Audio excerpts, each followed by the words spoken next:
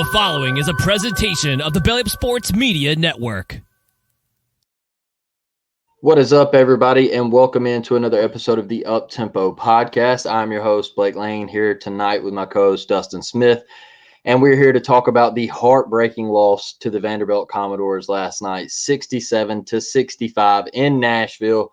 And Dustin, the Auburn Tigers are now 18-9 on the year and 8-6 in the SEC, currently sitting at 6th in the SEC standings. Yes, that is right, behind the Vanderbilt Commodores, man. Look, Dustin, you called it on our last episode. You said, hey, Auburn will be in a close basketball game around 70-70. Pretty much hit the damn nail on the head, man. It was right there down to the wire. You said under 2 minutes left, could Auburn find a way to close the game out?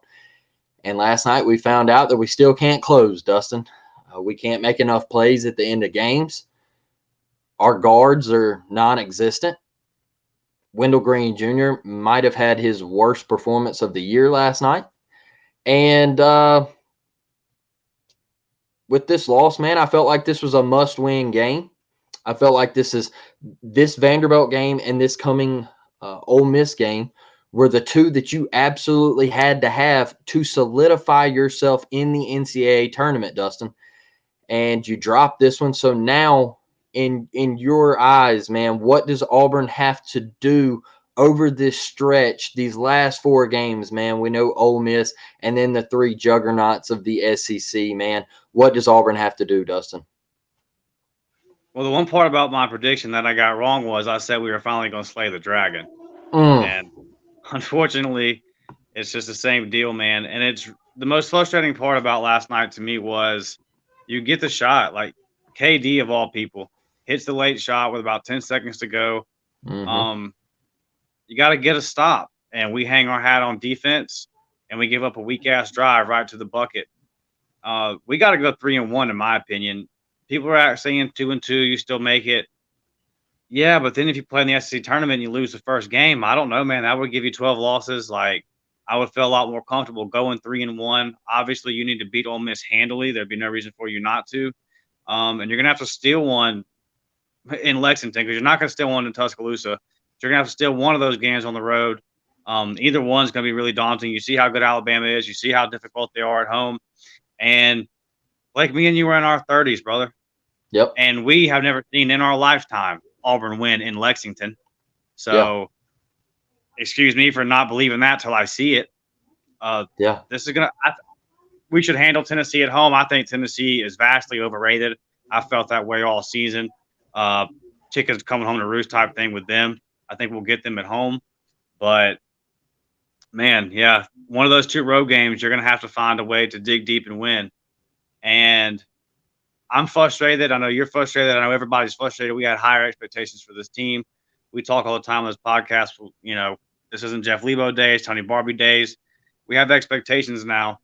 The thing I would say is fighting with each other on Twitter and shit, that ain't going to do anything, man.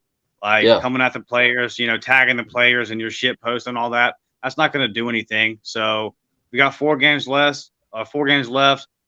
Like, you know, the team's trying. You know, it's not a lack of effort. It's just like I couldn't believe that kid made that layup, bro. I really couldn't. It's just we're just not getting the bounces. We're not getting, you know, we're not getting the 50-50 calls, the tip balls, the loose balls. All these things are just we've been fighting this uphill battle, it seems, all year with these kind of things. So just this team, and we're a part of it as a fan base too. Everybody's got to hunker down, and you're gonna have to find a way to go 3-1, in my opinion. And you're not going to get it by I see people tagging Zep Jasper and him coming back at him and all that kind of stuff. Look, dude, all that's not going to do anything for us right now. It's just not. We're going to have to find this. I think you blow out Ole Miss, and I think you're going to find yourself right back in the same situation next Saturday. You're going to have to figure it out. Absolutely, Dustin. Absolutely, man. And you were talking about that last possession for Vanderbilt with the just heartbreaking layup right there at the end, man. I mean, it was just too easy. It was too easy of a game winner, man.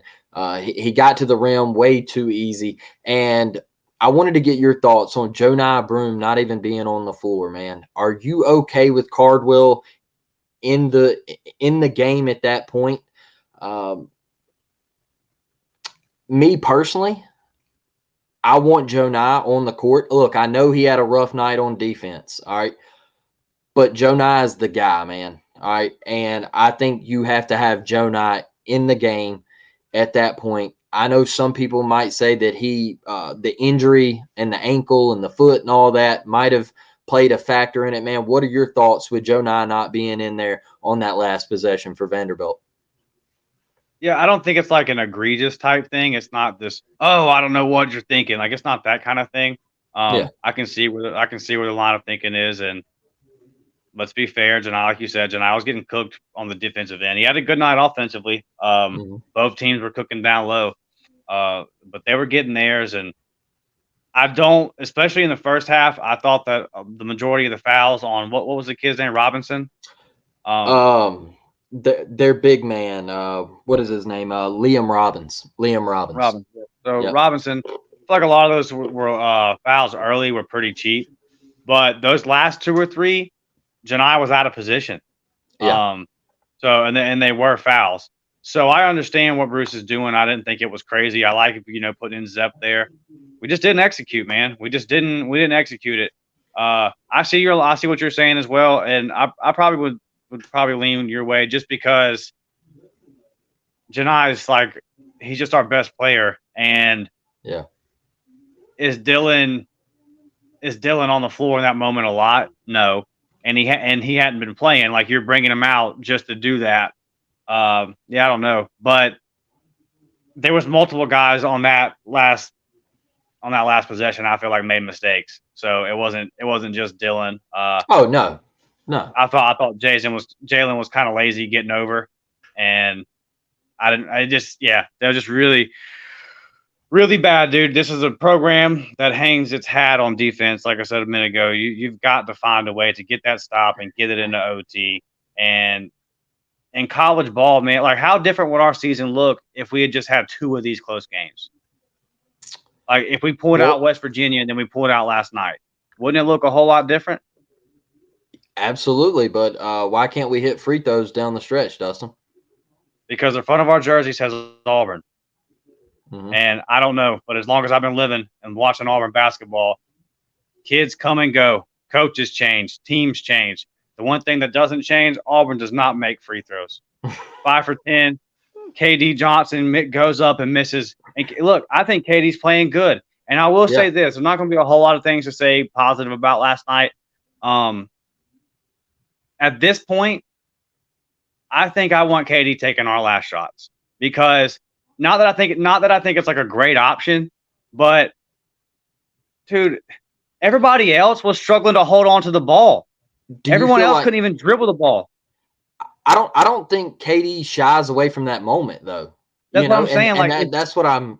That's how I feel. I feel like he's got that dog in him. There's not a confidence thing. He might be struggling, but he ain't afraid to let it fly. Yeah, that's exactly 100% what I'm saying. And like, is Jalen a better player than KD? Yep. But what did Jalen do last night? Jalen Williams special. I'm cooking. I don't want to cook anymore. Yeah. And then he does let a three fly late, and he missed it. And I can point to 3 different examples just off the top of my head where Jalen's has shot a big 3 under a minute to go in the game, and he's missed it. I can think of 3 just off the top of my head. So he's not going to hit that shot, and we love Jalen. I freaking love Jalen. I think that Jalen is the best player on the team, and when he plays to the top of his potential, he's an NBA player. But that's gone because he doesn't know that. He doesn't seem to understand that. He just doesn't know how good he is. So yeah, as from this point, and Wynn's probably the other guy that I would say doesn't shy away from it, but there's a large enough sample size of Wynn having the ball in late game situations. I mean, like I said, he couldn't even hold on to the ball last night, bro. Like on that final possession, it was just KD was the only one that was like, give me the damn ball. But you hit the big shot, and then you just got to get a stop to get to overtime, man. And I don't want to hear anything about it being on the road, because half of that gym was us. I mean, so you know what I'm saying? That wasn't some crazy hostile environment. And yes, the gym is stupid, but that has nothing to do with you losing the game. Yeah, man, just another one that you just let off the hook. And a team that you're better than. Like, that's my problem with this. You're better than West Virginia, dude. Like, you're better than these teams, but when it just gets down to crunch time, whether it be offense, defense, free throws, whatever the scenario is, we don't make the play. And the only way, and this is something we talked about with football, like it's been plaguing football for years in these close games. It gets to the point where it becomes psychological. And you're just, the only way to beat it is to freaking do it. So until you do it, it is what it is. And you're going to find yourself next Saturday, you will be in this exact same scenario again. So what are you going to do, man? Like, are you going to keep being LeBron James, or do you want to be Kobe? Well, Dustin, man, look, one thing that I don't think it lost us the game, and that is officiating. Everybody wants to point to officials and officiating and blown calls. And look, there was some crazy, the tie-up calls, man, the jump ball calls. I don't know what a jump ball is anymore now, dude. Those were the fastest whistles I've ever seen in my life. But look, it's not why we lost the game, people, okay? But the disparity between Liam Robbins, man, he shot 20 free throws by himself last night. All right, 17 of 20, man. All right, he had 24 points, Dustin. 17 of them come from the free throw strike. All right. Auburn as a team shot 10 free throws. Went 5 of 10, by the way. Shot 50% from the free throw line. That's absolutely terrible. All right, but, man, one guy shoots 20 free throws, Dustin. One guy, 20 free throws. What in the hell? Look, like I said, I'm not blaming officials of why we lost because we had every opportunity to win the game. But some of these foul calls, man, ridiculous. All right, and another thing, too. At the end of the game, bro, all right, Robbins gets the ball. All right, their guy drives. He throws up a left-handed layup. It hits the glass, never hits the rim. All right. So as the shot clock is expiring, Dustin, all right, Robbins rebounds the basketball, brings it down, goes to put it back up. The official calls a foul, but then calls shot clock violation. All right, let's go review it. Let's go review it. What are you calling? Are you calling a shot clock violation? Are you calling a foul? What are you calling? You don't know. Like, you don't know. So you're having to go review it? We're stopping the flow of the game to go review this because you don't know what you called. All right? Did you call a foul? Did you call a hold? What? I don't know. Or was it a shot clock violation? And then you come back out and say, oh, well, it was a foul before the shot clock violation happened. All right, Vanderbilt, you get 2 free throws. Man, something is just off. It's off with SEC officiating. And I hate doing the whole official thing and blaming officials and all of that stuff because, like I said, man, Auburn had every opportunity to win the game. Auburn was up 5 with like 4 minutes left, man. It had every opportunity to hit a shot and really put their foot on Vandy's neck. So, man, I just got to ask you, just the whole Liam Robbins thing, 20 free throws by just one man shooting 20 free throws, Dustin? Insane. The tie-ups were absolutely nuts. I mean, if I've got my hands on the ball, damn near tucked under my shoulder, and then you come in and hip check me and shoulder budge me out the way like a running back going through the A gap, and then get one hand on the ball, that's not a jump ball. And I'm going to put on the Auburn goggles for a second. Let me dust them off. It's been about a month or two. I'm going to put them on and I'm going to say this. And before I say this is a ridiculous statement. But I'm a barn for a second. Mm-hmm. I'm so tired of it, bro, that if we go on the road next week and it happens, I wouldn't mind if Bruce pulled the team off the court. Why are we getting on the bus? What are we showing up for? If one player is going to shoot more free throws than my whole team. And again, Auburn could have won despite all that. But it does get frustrating because I hear people say, well, you got to expect it on the road. It's home cooking. Or are you watching our home games? Because I'm not we don't ever shoot 17 more free throws than another team. Whatever the count was, 25 or whatever it was versus A&M. It's wild, man. It really is crazy. Me and you've talked before. Is it because of BP? What is it? It's hard to – I don't know. Like, I'm not saying there's some vast Auburn conspiracy in the depths of the SEC, but, like, man, like you said, something's off, and somebody at Auburn's got to figure out what it is because, I mean, we're on the wrong end of it every single time. Like, it never goes our way. There's not one time where it goes our way. Yeah. And yeah, dude, I'm beyond frustrated with it because, and you saw Bruce was last night too. I mean, there was one time where maybe it was Wynn, maybe it was KD, it was one of the guards, makes a bucket, which was rare last night, a layup, and just got hammered, dog. Just got mollywopped, and they didn't call nothing. And you saw Bruce just lost his mind. And it's like, yeah, absolutely, because on the other end, it's just going two different ways. I don't have an answer for it. I don't know what it is. I don't know why it is. I don't know. I don't have any answers for it. I can just speak from the Auburn fan perspective, and I share the same frustrations that everybody else does. Like, what the hell is going on with this, man? What is this? Yeah, it was rough to watch, man. Extremely rough to watch. Another thing that was rough to watch was Wendell Green Jr.'s performance last night, Dustin. Look, I'm not mad about it because, damn, the dude deserves to be off every once in a while. Look, right. He's been your guy, all right? And he is taking this team, all right, let me rephrase that. He's going to take this team to wherever they want to go. All right. He had an off night last night. Stop with the bashing of Wendell Green Jr. Okay. You need to bash the people that aren't stepping up around him. All right. We've said it plenty of times on this show before.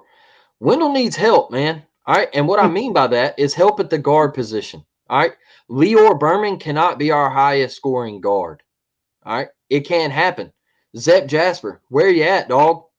Nothing. Absolutely nothing. Zero. All right. 0 for 1 shooting in 16 minutes. 0 for 1. All right. It was a 3. 0 for 1. All right. 2 rebounds, 1 assist, 0 points from Zep Jasper, Dustin. All right. Trey Donaldson, 10 minutes. 0 for 1. 2 rebounds, 2 assists, 0 points. KD Johnson. All right. He was nothing until 20 seconds left in the game. He hit a big 3. All right. He had 3 points until that point. All right. He was 2 of 5 from the field, 1 of 3 from 3, 1 rebound, 2 assists for 6 points. Okay. He played 24 minutes. Nothing. You're giving me nothing. Leor Berman. I saw somebody say last night, man, Leor's got to give us more if he's going to play 15 to 16 minutes. Okay. He's got to give us more. He's got to give us more. All right. What more do you want Leor Berman to do? Leor Berman, if he gets you 8, that is a recipe to win a basketball game. Good charges as well. Yes, man. If Leor Berman is doing what he did last night, yeah, that is a recipe to win a basketball game. I mean, there was one, that little back down where he went straight at his defender. I mean, it was a complete mismatch, turned around right in the paint and just put the floater up for a bucket, man. All right. Did he have some open shots that he missed? Yeah, they were wide open. Leor should hit those. But let's see here. Leor Berman, 3 of 5, 2 of 4 from 3. All right. Guess who hit the most threes for your team last night, Dustin? Leor Berman. All right. Yeah. He had 8 points, man. All right. Like you mentioned, he had 2 big charges. We got to help Wendell, man. Somebody else has to step up. It can't be Wendell Green Jr. having to score 20 a night because he's going to have an off night. And people say, oh, we'll keep this same energy when it comes tournament time. First off, you're acting like the tournament's already a sealed thing, like we're already in the tournament. We're definitely not. We're fighting for our life. So stop thinking that Auburn's just automatically in the tournament. Second thing is, Wynn's going to have an off game if Auburn does make it to the tournament. Right? You got to play 6 of them. He's going to have an off night in one of them if you do go the distance. All right? So who's going to step up? Who's going to step up, Dustin? But, man, Wynn does have an off night, and I think Vanderbilt did some things to create that off night. I think they pressured him really, really well. I think they pressured him at midcourt really well. They stayed up on our guards, KD, Zip. They really forced our guards to get rid of the basketball, which is why I think Jonai and Jalen both had incredible nights. But, man, just talk a little bit about Wendell and our guards just not stepping up and getting it done for this basketball team last night. Yeah, I mean, it's frustrating. I thought Wynn's shot selection was very poor. He had some shots late. That one where he tried to turn around about mid-range and fade away, whatever he was trying to do. But, man, I mean, like, what are we doing here, dude? Tough. But, it's just like there's just no help, bro. And it's like, I mean, we've just said this stuff 100 times. So I don't even know. Like, I don't have any new points. I don't have, I don't have anything. It's the same thing. Yeah. It's just until somebody decides that they're going to be that guy in that moment. Because look, we got out rebounded. We were undisciplined in our fouling late in the shot clock. There are things that we did that lead to this. Vanderbilt didn't have a foul called on them 8 minutes into each half. That's wild to me. But at the end of the day, that's the way this stuff is going to go. You're going to play, especially in conference play, you're going to play 8 to 10 games a season that are going to be tight, that are going to be close. So you're going to have to win some of them. Like you can lose a lot of them. The way the net and the way all that stuff goes up, that's the reason why we're still in the tournament right now. Like if it happened today, we'd be in there. There's a possibility we can go 2-2 and be in the tournament. There's a possibility we can go 2-2, lose the first game of the SEC tournament, and still make the dance. To me, that's wild, but that's what the rankings say. That's what the net say, because all these losses are close. But man, you can't have many more of them. And we talked, everyone said it after the Missouri game. You have your best game of the season. So come out Saturday, handle your business, get some momentum, and start stacking. And with about 4 minutes to go, you're up by 5. You have every opportunity to slam the door, and you don't do it. You're a veteran team, and you don't do it. And yes, Wynn needs help from the guards. You know who else would have helped? It would help if Flynn would have gave us 15-16 last night. That would have helped Flynn. Yeah. And he hits the big 3 before the half, and we needed that. But other than that, what'd you give us? Veteran guy. He gave us 2 points in the second half off the little mid-range jumper late.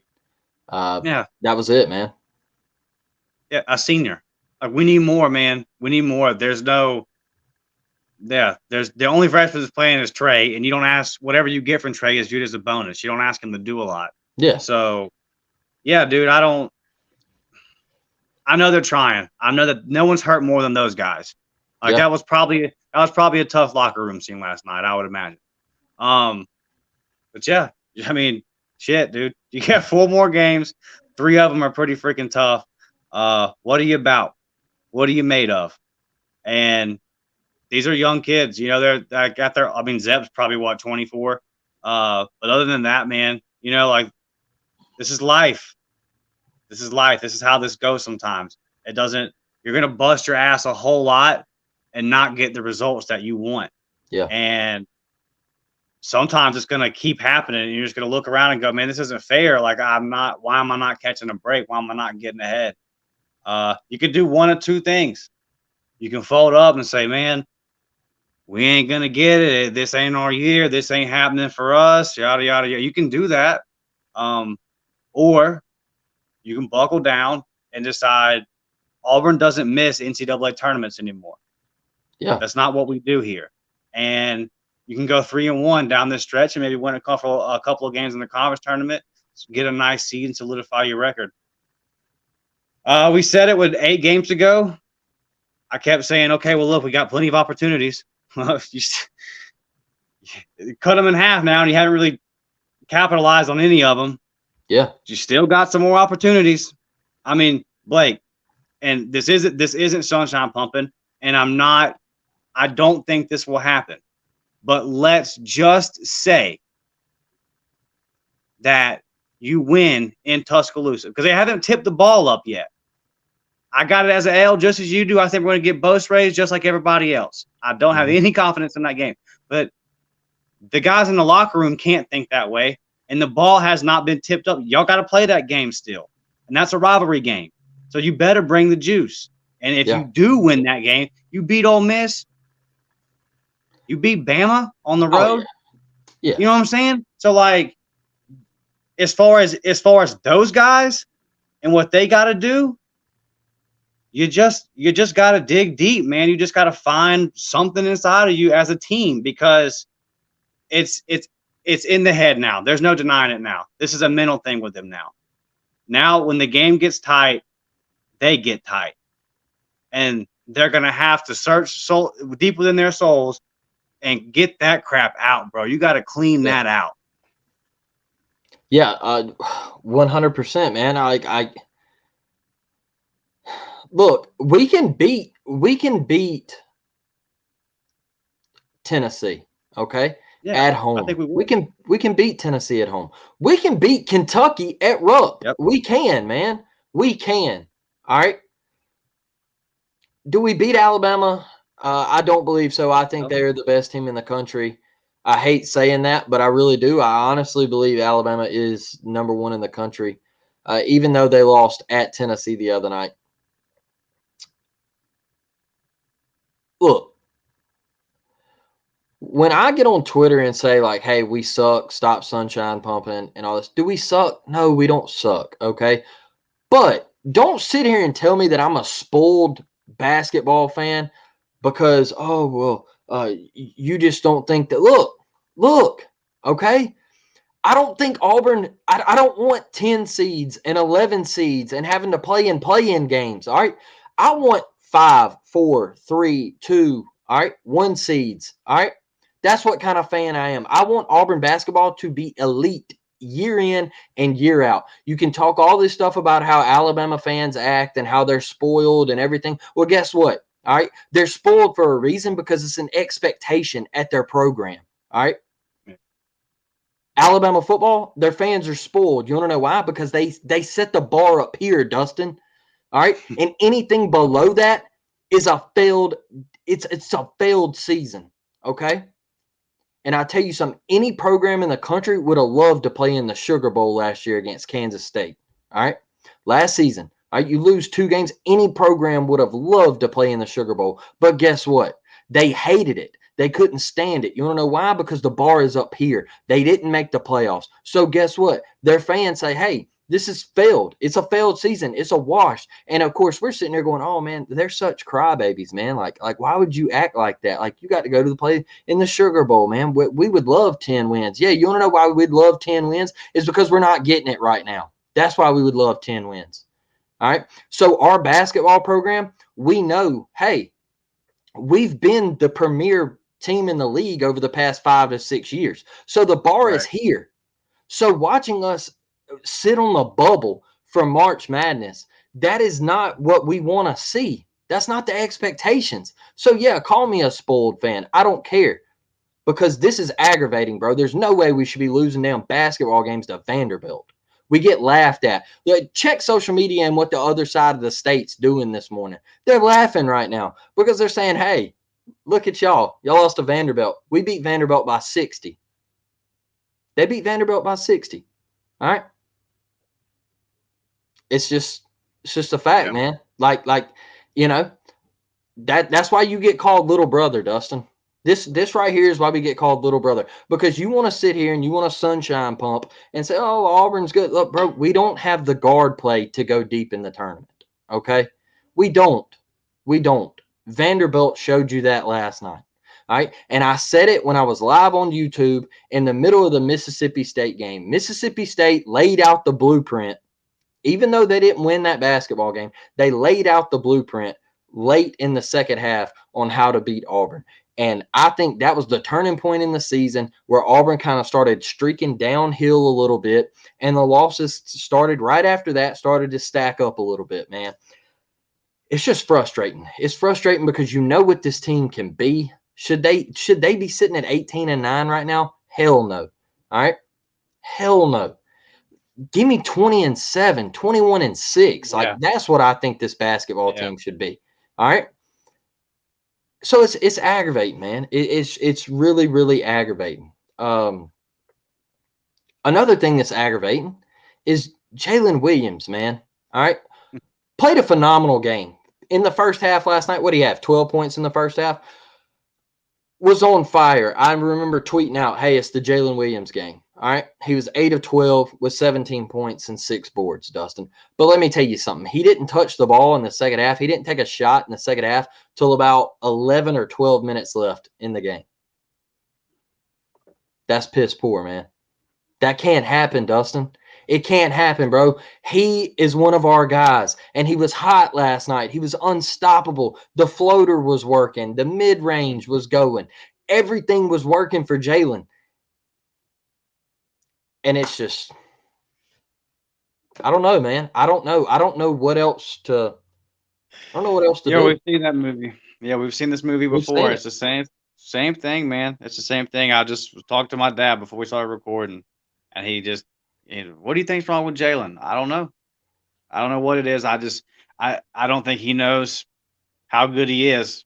Yep. And Bruce has been telling us for 2 years. I think Jalen's the best player on the team. I can run this team through Jalen. Yep. And it's still just not enough. Yeah, I mean, the numbers are great. 8 for 12. It was there. That was the most frustrating part. Was like, that was there all night. Janai and Jalen was there all night. There was never a reason to go away from it.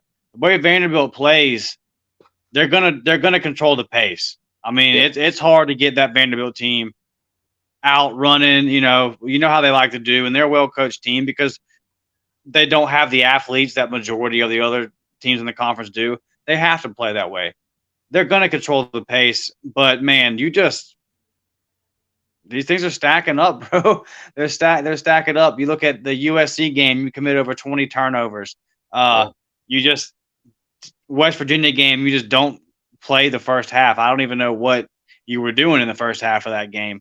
Yeah, dude, there's several that you can look back at and you just throw your hands up and say, man, if you just win a couple of these, you should have won a couple of these. And Jalen's a big part of that. Like I said earlier, he's had a lot of times. He's had a lot of opportunities to make big shots. And like that 3 last night, he missed it. And we needed that. Now,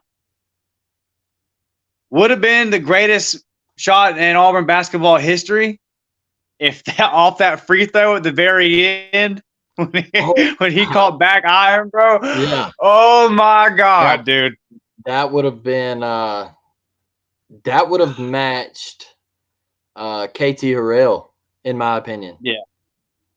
I mean, they would have been up there. I mean, KT's shot was the laying of the concrete and the establishment of Auburn basketball at that point, for sure. But Jalen's would have been more wild of a shot, I guess you could say. It would have been more of like, damn, he made that, like, because KT's was believable. Okay. Like when he rose up, you were like, hey, this got a shot to go in. When Jalen let it go, you were just kind of like, how fast am I going to click off the TV? And then you were just like, he almost made that. So it was, it was a hell of an effort, man. But, even somehow they review the final seconds and they put Vanderbilt back at the free throw line and everything. I mean, it was just wild. They got some more free throws. Hey, give them some more free throws. They haven't had enough free throws. Let's put some more time on the clock because we haven't seen Vandy shooting. Let's see Vanderbilt shoot some more free throws tonight. Yeah, of course. Yeah, man. Crazy about, the reviewing and the SEC officials, man. Look, I know we'll talk about the baseball and everything. We'll do a full baseball podcast and everything, recap the Indiana series. But yesterday, bro, talking about replay officials and everything, we're in the first inning. The first inning of the baseball game, all right? Yeah. A clear double play ball, all right, hit to Caden at 2B, right? Caden tags the guy running to second, throws it to first. Everybody's, hey, that baby, way to get out of it, Gonzo, and everything. We're going crazy, and all of a sudden they're like, hold on. Guy down the first base line, he comes running in and says, hold on. And we're like, what? And he's like, hold on. What are we reviewing? That was Indiana's manager. He was adamant that he was safe at first. Dude, there's 4 of you, all right, on the field. And you were sitting here watching it, all right? You have like you were playing inside, like there should have been no gathering. There should have been nothing. It should have been bang, bang. Like, what are we reviewing, dog? Like, we got to stop this. It's madness. It is insane. I mean, I don't get it, man. But we'll talk more about the baseball, and we'll do a full breakdown, full baseball podcast right after. I know we're about to go watch Game 3. Looking for a sweep, man. The Auburn Basketball Tigers. Out, baby. Yeah, man, break the brooms out. I was at the first 2 games. I know we'll talk more about that on the baseball pod. So, Dustin, man, I'll give you your final thoughts, give you the floor. And as always, man, it's been a hell of a time breaking it down with you. Yeah, little behind the scenes action. This is our 6th attempt to get this podcast off tonight, this afternoon. That's why we're so zoomed up in on my face. So if you see any boogers or anything, I apologize. I can't even I don't even see myself right now. So I'm interested to see how this comes out. But appreciate you guys as always. And hopefully by the time we do the baseball one tonight, we'll have these technical issues ironed out. We'll have a little bit of a better deal for you. But, love you guys. Appreciate you for listening. Yeah, man. So we've been through it, like Dustin said, right? We had a tough time getting it going, man. We tried to record like 5 times. It was just chopped up. The audio's never been that bad while we've been doing this. And since we moved over to YouTube and everything. And so Dustin's right now, he's doing it through his cell phone. And so that's why you see his box is kind of cut down just to the phone screen and everything, all zoomed in. But we got it done, man. We got it done. Got 38 quality minutes out of this thing. And like you said, man, hopefully tonight after Game 3 of the baseball series, we will do a full breakdown of that. And hopefully we can have everything ironed out and get back on here. That episode will drop tomorrow morning at 6 a.m. I'm going to set that up to release. This one will drop right now. All right. As soon as we get done, I'm throwing this baby up. You can listen to it tonight in the morning, Monday morning on the way to work, and follow it up with the baseball podcast on the way home from work or while you are at work. So we're pushing out content. We're getting everything fired up, rolling for the Up-Tempo podcast, man. We're full steam ahead, and it has been a blast. So with that being said, we're going to get out of here. All right, War Damn Eagle, Game 3, Indiana at Auburn at Plainsman Park. Can't wait to watch it, Dustin. So we will catch y'all on the next one. We're out. War Damn.